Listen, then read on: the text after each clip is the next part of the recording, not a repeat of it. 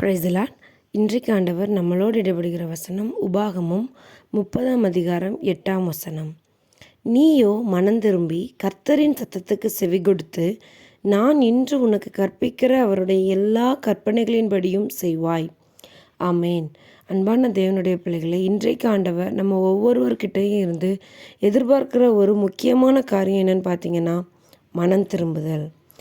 நீங்கள் எல்லாருமே மனம் திரும்பணும்னு ஆண்டவர் விருப்பப்படுகிறார்.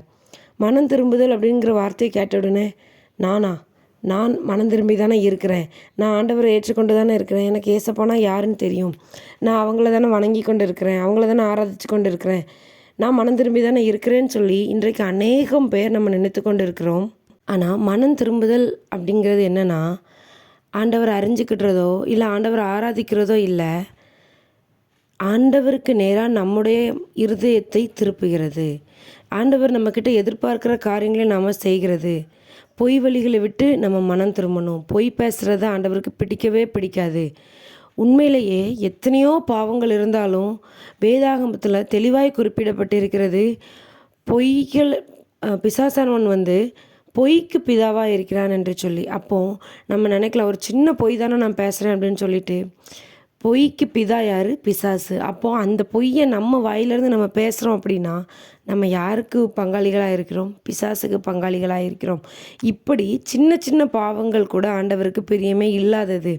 அந்த பாவங்களை எல்லாவற்றையும் விட்டு மனம் திரும்புங்க அப்படின்னு சொல்லி ஆண்டவர் சொல்கிறார். ஆனால் இன்றைக்கு அநேகம் பிள்ளைகள், ஆண்டவரை அறிந்த பிள்ளைகள், இதை மனதில் ஏற்றுக்கொள்கிறதற்கு மனம் இல்லாமல், நாங்கள் செய்கிறது கரெக்டு தான், நாங்கள் ஆண்டவர் இடத்துல ஜெபிக்கிறோம், நாங்கள் ஆண்டவரை துதிக்கிறோம், நாங்கள் வேதத்தை வாசிக்கிறோம், நாங்கள் சர்ச்சுக்கு போகிறோம், இல்லை நான் ஆண்டவர் பிள்ளையாக தான் இருக்கிறேன் அப்படின்னு சொல்லி ஒரு பிம்பத்தை நம்மளே க்ரியேட் பண்ணி வச்சுக்கிட்டு இன்னும் மனம் திரும்பாமல் தான் இருக்கிறோம்.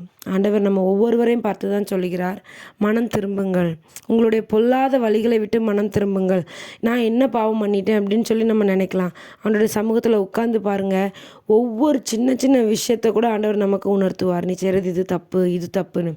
ஆண்டவர் ஒரு காரியத்தை நம்மகிட்ட உணர்த்துறார் அப்படின்னா அதை விட்டு உடனே நம்ம விலகி ஓடி ஆண்டவர் பக்கமாக வந்துடணும். அதுக்கு பேர் தான் மனம் திரும்புதல். இன்றைக்கு அநேகம் பிள்ளைங்க, ஆண்டவரை அறிந்த பிள்ளைங்க, மனம் திரும்பாமல் இருக்கிறது ஆண்டவருக்கு மிகுந்த வேதனை அளிக்கிறது. அதனால் அன்பான தேவனுடைய பிள்ளைகளை, ஒருவேளை நம்மளும் ஒரு சில பாவங்களினால் பிடிக்கப்பட்டு ஆண்டவரிடத்துக்கு மனம் திரும்பாமல் இருப்போமே, ஆனால் இன்றைக்கு ஆண்டவர் நம்மளோடு பேசுகிறார். மனம் திரும்புங்கள், அவனுடைய வார்த்தைக்கு செவி கொடுங்கள், அவருக்கு கீழ்ப்படிந்திருங்கள். அவர் உங்களுடைய எல்லா தேவைகளையும் சந்தித்து உங்களை ஆசீர்வதித்து பலப்படுத்துவார். God bless you.